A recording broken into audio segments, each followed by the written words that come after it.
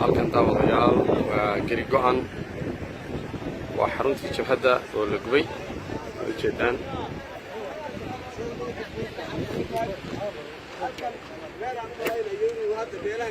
waxay ahayd xaruntii xafiiskii jabhadda ee rasmiga ahaa xaruntii saadka meeshan ay noo ahaan jirto gari go'an waxaa u dhimatay waa magacii jabhadda iyo saldhiggii ay ahaan jirtay intii aan annagu deganayn waddadaasi waxaa la yidhahdaa laba jirood waxaa ka mid a kuuska yar inta ilaalaa saaraan jirta kuuska ciidanka ahay halkaa bannaanka ah oo bashaasi markay soo dhaadhacdo ah waa dugsigii weynaaha tababarka ayuu ahaan jiray xero ciidan bay ahaan jirtay jiirtan markii kor looga baxo buurta weyn dhabarkeeda beer baa noogu ooli jirtay aan annagu samaysanay oo wax nooga bixi jirtay masake iyo qare iyo wax baa nooga bixi jiray marka meeshan waxaan rabaa inaan halkan waxaa ku ooli jiray marka jiirtaas ay soo dhaadhacdo god meel goda oo xabsi ahaan aan u samaynay oo ciidanka wixii dhibaato geysta lagu ashacmarin jiray waxaan soo dhaafnay xarun ka mid ahayd xarumaha ciidankeenna oo saldhigga 48aad u deganaan jiray mahad cismaan ceelaabo dhabuuka loo yaqaano yaa saldhigga madax ka ahaan jiray waxaan sii mari doonaa oo gafuurka huuska hawsaalaa la yidhahdaa sokadiisa waxaa ooli jira waxaan ku mari doonaa hore ciidan oo kale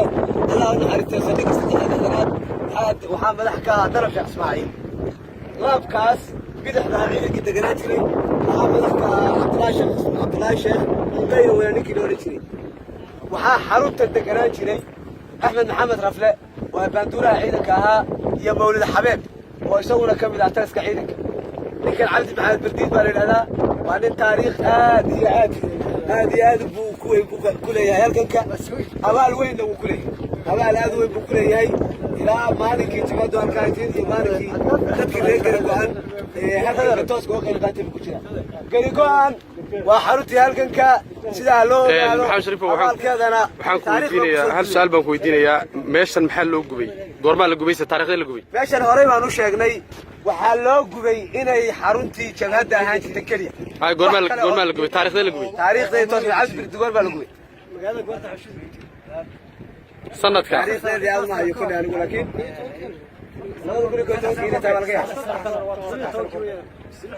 ما ماليه أو تاريخ تصميم هينو لكن وحلو قبل مجال هالكنا على جرري مال كفور كاس ونقول تجدونه أيه لور هذا حالي هذا هو صار فكان يا جود بس شيء صور هذا رجال قان صور هذا أيه رجال أنا قاعد كذا مجال ساي شغل سكرت وعودة وسلام وعدنا ربي بوسيو والسحاب نضويها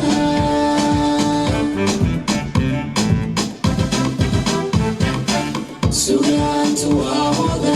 وسلام وعدنا ربي بوسيو والسحاب نضويها